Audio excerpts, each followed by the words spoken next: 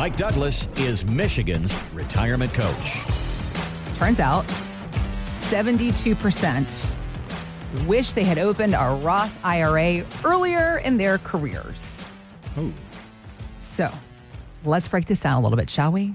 I'm Heather Branch. This is Certified Financial Planner, Michigan's retirement coach, Mike Douglas. Find us anytime, michigansretirementcoach.com. We also have links posted in the show notes, so you can just click there if it is more convenient. The conversation around Roths has been, has there been a more celebrated word in the world of financial and retirement planning than the word Roth in the last 5 years? I just feel like everybody's like, Roth. Well, especially with the, knowing that the Tax Cuts and Jobs Act was going to go up. Yeah. It was like, so when we were talking about Roth in 16, 17, 18, yeah, it was not all the rage. It was not as trendy, or it wasn't on every single social media financial clip. Yeah. Right. But now it's like hot. It's hot to try. Everything's like, and then you say, oh, okay, how much should I do? Well, hold on. You need to talk to your CPA about that. Right. Well. So you just kind of like clickbaited me into realizing I should do something, and you're like, go do it yourself. Mm-hmm. It's like, hey, I've got the perfect solution to weight loss. What is it? Go work out. Okay. Right. All right. Thank you so much. Avoid Appreciate sugar. Good. Great. Unsubscribe. No, but you just brought up the whole DIY thing as well, because something else that I feel that has happened in conjunction with the rise of the Roth popularity is DIY investing. I'm not saying people aren't smart and they're not hardworking. Of course they are. I just feel that it's probably been easier to DIY the last 15 years because of the market run that we have had. I mean, you think about people, like I think about my dad, who was, he's from New York City. He went to Wharton. He's a proud man. And he's DIY'd his investments his whole life. And he did it through the 90s and through the early 2000s and 2008. This is a man who has seen some stuff and knows some things. Mm-hmm. For people that are my age, 45, 50, we've had it pretty good. And so there's been a lot of really good DIY opportunities. So now that we see all this back and forth, we're not accustomed to this and we don't really know what to do with the circumstance that we're in. But I think a lot of people have had questions because of the market ups and downs. It's like, okay, well, how do we take advantage of opportunities? So let's break this down a little bit. This survey was done by Fidelity. It found that 72% of current retirees wish they had opened a Roth IRA earlier in their careers. They said they missed the tax-free growth and withdrawals. So again, learning lessons from those who have come before us. We talk about traditional IRAs to Roth conversions. We have talked about that before on the podcast. How difficult is it to do? How difficult is it to do it yourself? Which I think that's a trickier business. Mm-hmm. And what are the benefits? And I guess maybe more importantly, when should you not Roth convert? Yeah, these are great questions. So let's start with the first, Roth conversion. And if you follow our content here, we've talked about Roth quite a bit in the past, but we're going to keep bringing it up because there's some misinformation out there about Roth, but at the same time, there's a desire for good, clean understanding. So first of all, just taking money that's never been taxed and putting it into a Roth IRA is Roth conversion. My IRA goes over to my Roth. I pay taxes on it. That's a Roth conversion. Yep. So that is it's a very beautiful thing for most people. It doesn't work for everybody. But should you Roth convert?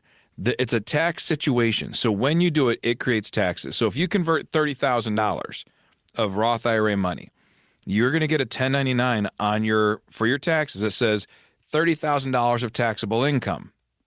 That's a number. It could potentially jump you into a new tax bracket.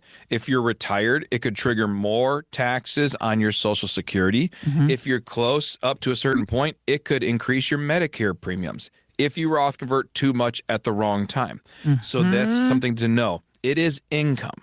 It's not separated out as a capital gain or whatever. It is ordinary income. So when you Roth convert, it's taxes. And as a result, you need to know that not just what it does over here, but what does it do in these other spots? My Medicare premiums go up, my Social Security, all these other things. So figure that in. Okay. So that's what Roth conversion is, taking pre-tax money, putting it into a Roth. Yep. There are some great benefits to it, though. Like, I don't want to make it sound like this is a negative thing. It's not. We've been harping on this, ringing this bell for over 10 years. Mm-hmm. The power of Roth conversion is this. When I put money into a Roth and I invest it in the market, as the law is written today, it's never taxed again. never pay taxes. So the interest I earn, never taxed. There's a 5-year rule that we have to deal with, but it's a very easy rule to deal with. From the day you open and fund your first Roth IRA, once you get 5 years through the first 5 years, your gains in the future and back to day one are all tax-free. So that's a beautiful thing. And I tell people all the time, you don't have to work with me, but you have to go open up a Roth IRA and throw $100 in it. You have to just get that thing rolling. And that way down the line, should you decide to be more participatory in it and you want to really get heavy, then do it. But if nothing else, get one open and get it running. So once you're past that 5-year mark, all of your interest from day one moving forward is tax-free. I love that. So if you're talking about in a portfolio, where that fits and how to adjust, if I have a balanced portfolio, some money is kind of more conservative, some's more moderate, some's more aggressive, okay? Now, this is not a recommendation. I'm not telling you how to invest. This is something I like, that I believe in. This is not a direct recommendation of investment advice. Have we made that clear? Heather, right? This is not a direct recommendation. That's correct. I'm not giving broad advice to everybody, but here's what I do in our portfolios with our clients. My conservative money tends to be my taxable money, my pre-tax money that is never been taxed, so every dollar that ever comes out will be taxed. My Roth money is the most aggressive money we have. Well, because if I have a balanced portfolio and something earns 10%, something earns 7%, something earns 4%, the 10%, I want that to be the one where they don't get to pay, and I don't have to pay any taxes on the interest.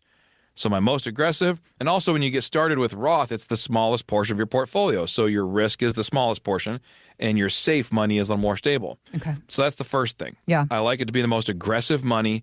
It's a great tool that way. Okay. Secondly, if we look at so the first thing, understand it, convert it, and make it, most likely I would say I make the most aggressive thing you have. The second thing is there's no required minimum distributions. As the law is written today, there is no RMD, required minimum distribution, at age 73, which means that you never have to take the money out of the accounts. You put money in there, it's off the tax grid and off the distribution grid from the IRS as long as you live. So you don't have to do anything with it. Okay. I like that because down the line, there is a certain chunk of money. If you have pre-tax savings, that will be required to come out of your accounts. The government has a table that says at certain age you have to take out so much per year, and they basically annuitize your IRA, and you have to do that. Well, we are trying to build these tax-free, distribution requirement-free retirements for people. That way you have no taxes due in retirement, as much income as you'd like, and we're trying to build in a way where the government doesn't get to tell you when to take it. But that requires getting money out of the pre-tax accounts, getting them all into Roth. So that's an option. You have no required distributions. I like that. I like the government not having a say in when we take it out. Yeah. I think everybody would agree with that. Yeah, and that's where, when you go through these, understanding the benefits. Another one is just an interesting one in a distribution-based thought, right? So when I'm in retirement, I'm taking money out for different things. I always kind of say the same things: a cruise, a kitchen, or, other vacations. If you're remodeling a kitchen and you get a quote from the builder and it's $30,000, and builders get paid in the net. They don't get paid in the gross, right? Yeah. So, for example, if I go to my 401k and I pull out $30,000 and then I pay the feds, pay the state, right? And You got to pull out $35,000, right? Yeah. I can't go to them with the $22,000 I have left and say, here you go, build a kitchen. They're going to say no fridge, no stove, no countertops, right? But so I have to go get $35,000, $36,000, $37,000. Yeah. Withhold taxes and get it there. Well, at today's tax rates, which are historically low tax rates compared to most of the time we've had our tax system, that's about as cheap as it's going to get. It's $36,000, $37,000 for a $30,000 kitchen. And then when you walk through that kitchen afterwards, you go, people say, how much was it? Well, your first thought is $30,000. But it wasn't. But it's not. It was $36,000, $37,000. Yeah. You walk around, okay. And then imagine taxes go up a little bit, right? Like the Tax Cuts and Jobs Act, let's say it hasn't been locked in yet. President Trump's saying he's going to lock it in. But if he doesn't, the taxes are set to go back up to where they were. So the 12% bracket goes to 15, the 22 goes to 25, and so on. And so the kitchen doesn't cost $36,000, it costs $39,000. Now you're walking through the kitchen saying, this is not a $39,000 kitchen. I should have got 2 stoves for $39,000. Where is my $9,000 vacation that I had promised my spouse? We were going to go to Italy finally. Yeah. Or even just walking through the kitchen saying, where's the extra $9,000? There's no Sub-Zero freezer. There's no walk-in pantry. There's nothing like that. It's just a regular kitchen. Just new countertops. I got one stove like a chump, and that's just a small step up in taxes. Yeah. But think down the road. We got a lot of debt. We have a lot of people going on to public benefits like Social Security and Medicare as they walk into retirement. This is not like a people on the benefits, but people who actually have paid in over the last 40 years and now they're going on the benefits. That's the group I'm talking about specifically. The largest generation in history ever to come through the Social Security system and the Medicare system and the Medicaid system. It's unfunded. We have no money for it. Look on usdebtclock.org. About $120 trillion of unfunded promises to pay as it relates to Social Security, Medicare, and Medicaid. So taxes will have to go up in some form or fashion in the future. Yeah. And when they do, if they go up 10% per bracket, that kitchen just costs $45,000.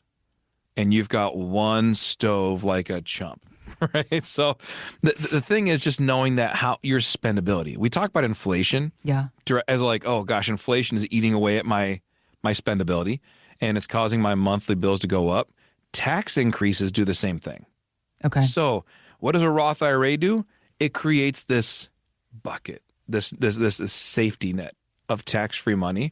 So down the line, and I also didn't cover that when you go to take that money out to do your kitchen, it could trigger more taxes on your Social Security. And so we ran an analysis for someone where it was a $30,000 withdrawal, and it triggered an extra $9,000 in taxes on their Social Security.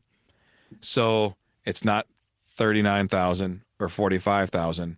It ends up being $50,000 for a $30,000 kitchen because it triggered taxes on their Social Security. And that's crazy. That's too much money. So knowing that if we have this bucket of Roth IRA money, because if now I have $30,000 in a Roth and the builder says it's $30,000, I already paid taxes on the money to get it into the Roth. Okay. And now if it's been past the 5-year mark, I just go through and say, all right, I'll take $30,000 out of my Roth, pay my builder $30,000, knowing that the tax has been prepaid. It does not trigger Roth IRA distributions as the law is written today, does not trigger any tax on your Social Security. It does not raise your Medicare premiums. It does not trigger any issues like that. So as a result, the kitchen costs you $30,000 plus whatever you prepaid in taxes at a safe rate earlier. It's a much better way to do distributions if things go crazy. So we built a diversification and a hedge, not like by buying different investments, but by tax diversification. So it's kind of a nerdy way to think about it, but I'm using taxes as a leverage against future taxes. I'm going to pay taxes now, settle up. That way down the line, if I need some cash, I'm good. I've already settled up. From that perspective, it's almost like buying a commodity or something, saying, I'm going to buy it at today's rate. Down the line, if I need it, if crap hits the fan, if things go crazy, I've got this hedge of tax-free money.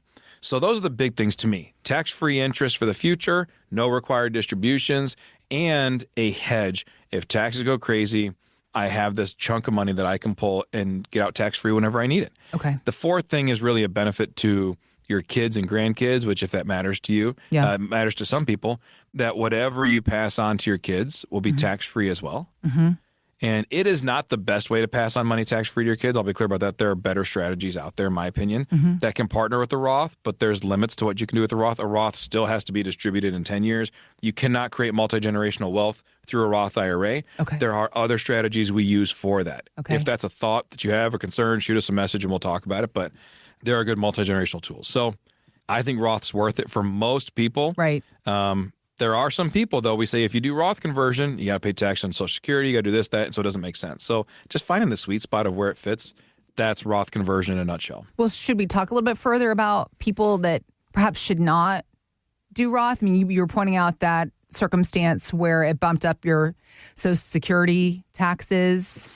I mean, I feel like for most people, utilizing Roth opportunities in some way, shape, or form is a good thing. But there are some circumstances where it's like, you should not do this, or at least not right now. We need to not do this now. We need to look at other circumstances. Yeah. I had some clients who came in and they were, they hear my podcast. They listen to the radio. They see the things we talk about. Yeah. And they say, hey, I know you're talking Roth IRA. I love it. Let's do it. Yeah. And we run the numbers, and I'm all about it. We go through, we put it into the plans, and before we ever do anything, we run our analysis 6 ways from Sunday. Just make sure that we're completely prepared. And as we went through, one of the things we built for them several years ago was a tax-free retirement. The idea that if we knew they have so much in IRAs, but because of the way we were able to set up their income, they don't pay taxes federal on any of their income. And so it was a beautiful setup. They do that. They don't have to pay anything. So we started talking about if they should do Roth conversion, and we realized that Roth conversion was not just about the Roth conversion and paying taxes there, but it immediately triggered taxes on their Social Security. Okay. And it became a much bigger issue. Yeah. So when we went through the analysis and they said, but we have this big chunk of pre-tax IRA money that's never been taxed and we want to do something with it. But I also know that in their plans, they plan on leaving a good chunk of their money to charity. Okay. And so if you have almost all pre-tax IRAs and most of that is going to charities, why would you Roth convert and pay the taxes? Let the charities inherit the money and let it go through the process that way. It's just a different way of thinking. But we had already really built a tax-free retirement for them. And so the Roth conversion was not of benefit the way it is for most other people. For most people, there's a huge benefit and it's a no-brainer. Yeah. You just got to find the right number. Okay. And we have software that really dials in exactly what makes sense for you. Yeah. We even had someone who recently, we did the contribution. It wasn't like they weren't incomed out or anything, but we said for the year of 2024, we needed to do a quick contribution to lower them into a threshold. And so we did them and their spouse's IRA contribution. It contributed in, lowered their income for 2024. And then we did that like 3 weeks ago. So a March contribution, did it, and then immediately Roth converted it because in 2025 taxes, it made sense to Roth convert. 2024 taxes, we needed the contribution to lower us down a little bit. Okay. So it's there's a lot of moving pieces. Yeah. It's dialed in. Yeah. But I say it's kind of like when you're trying to land a plane, right? There's a million dials, but there's a few you have to be really, really good at. Right. Yeah. So that's Roth conversion. There's a lot of options what you can do. Okay. What we dial in specifically is maximum benefit, least taxation. That's kind of the whole model. But So that's the perspective for everything, whether or not Roth conversion is part of that end goal. Yeah. That's the goal for everybody, right? Yeah. I mean, I worked really hard, saved all this money. Don't let it go to the government unnecessarily. Right. You can't skip taxes. No. Taxes are a part of it. If you're out there listening, government, I'm not saying skip taxes. Big government, big media. Yeah. But what I'm saying is that don't contribute unnecessarily. Right.